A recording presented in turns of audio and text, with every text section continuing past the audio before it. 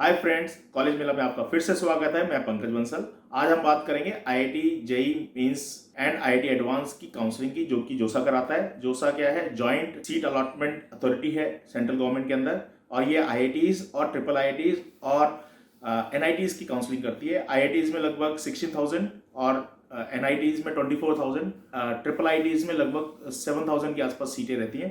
तो जिस किसी की भी अगर 40,000 50,000 के आसपास रैंक है, वो होपफुली उसको सीट मिल जाएगी। सबसे मेन इंपॉर्टेंट बातें जो कि काउंसलिंग में हम लोग मिस करते हैं, जो कि नहीं करनी चाहिए, और काउंसलिंग बहुत इंपॉर्टेंट पार्ट है।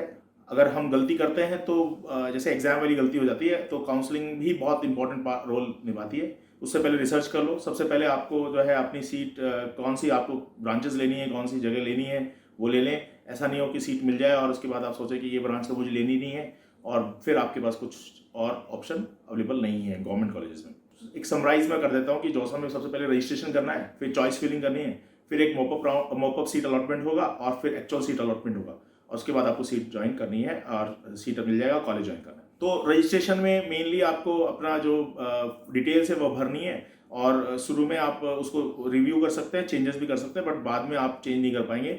और 21 सितंबर से चॉइस फिलिंग चालू हो जाएगा।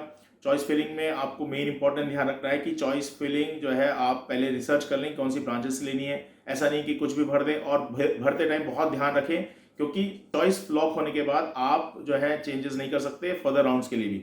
तो फर्स्ट में एक बार जो आपने चॉइस लॉक कर दी है, वो पूरी काउंसलिंग तक वही रहेगा।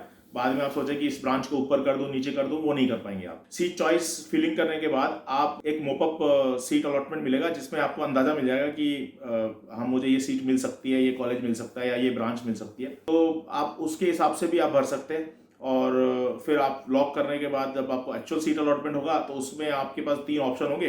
पहला ऑप्शन है कि आप ज्वाइन कर ले, जो आपके मनचाहा कॉलेज मिल गया है, और आप फर्दर राउंड के लिए नहीं जाएं।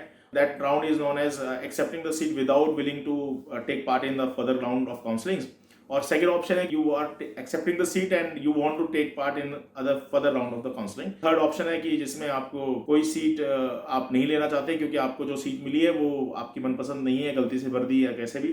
पर आप ये ध्यान रखें कि आपको सीट मिलने के बाद आप छोड़ नहीं सकते। इसका मतलब यही है। अगेन मैं बोलूँगा, चॉइस फिलिंग जो है बहुत इंपॉर्टेंट है।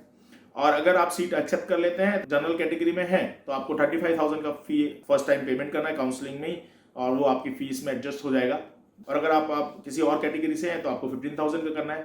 फिर उसके बाद आप जो है अलॉटेड सेंटर्स में जहाँ रिपोर्ट करना है, डॉक्यूमेंट वेरिफिकेशन करना है, वहाँ जाना है। वहाँ पर डॉक्यूमेंट्स में आपको इंपॉर्टेंट जो सीट अलॉटमेंट हुआ है वो, और जेईई मेंस एडवांस जो है उनके रिजल्ट्स की प्रिंटआउट्स, एंड 10th और 12th के सर्टिफिकेट्स एंड मार्कशीट। सर्टिफिकेट्स अलग से होते हैं, कुछ स्टेट बोर्ड्स में या कुछ बोर्ड्स में जो है वो कंबाइन आते हैं, बट वो आप देख लीजिएगा। अच्छा, सब्जेक्ट्स में बात आई तो जेईई मेंस में और एडवांस के लिए definitely physics chemistry maths is compulsory. Biology option हो सकता है, और अदर ऑप्शन भी वोकेशनल वगैरह सब एक्सेप्टेड है। तो ये इंपॉर्टेंट है। और अगर आप कैटेगरी से किसी बिलोंग करते हैं, तो अपनी कैटेगरी से रिलेटेड जो डॉक्यूमेंट्स हैं ओरिजिनल लेके जाने हैं। आपको सारे डॉक्यूमेंट्स ओरिजिनल लेके जाने हैं, और फोटोकॉपी के सेट भी 3-4 सेट बना के रखिए। कॉलेजेस जो है वो ओरिजिनल डॉक्यूमेंट सबमिट कर लेते हैं। 4-5 सेट अपने पास भी फ्यूचर के लिए रखें, कभी भी आपको काम आ सकता है। अगर उसके बाद आप फर्दर राउंड्स में, अगर आपने विलिंगनेसली आपने एक्सेप्ट किया है कि मैं फर्दर राउंड में जाना चाहता हूँ, तो आप काउंसलिंग करते रहें। वही प्रोसेस जो है सेम होता रहेगा। अगर आपने एक्सेप्ट नहीं किया, तो आपको जैसे कॉलेज बताएगा उस हिसाब से आपको कॉलेज में ज्वाइनिंग करनी है। मेन बात है जहाँ पर इस चॉइस फिलिंग की आती है। चॉइस फिलिंग के अगर आपको ब्रांचेस आपको अच्छी हैं या नहीं है, आप अपने आस पड़ोस में या किसी सीनियर से या कोचिंग में आप कांटेक्ट कर सकते हैं जिनका पहले सिलेक्शन हुआ है। तो उसको आप थोड़ी रिसर्च कर और अपने मन से आप उसको फॉलो करें, और उसको चॉइस फिलिंग करें। तो ये इंपॉर्टेंट है। तो hope this video is useful for you, और आपको मदद मिलेगी, और आपको इन्फॉर्मेशन मिली होगी। कुछ भी लिंक्स और जो डिटेल्स है मैं डिस्क्रिप्शन में डाल दूंगा, एंड आपको कॉलेज अच्छा मिले और आप कॉलेज में खूब मस्ती करें। Thank you.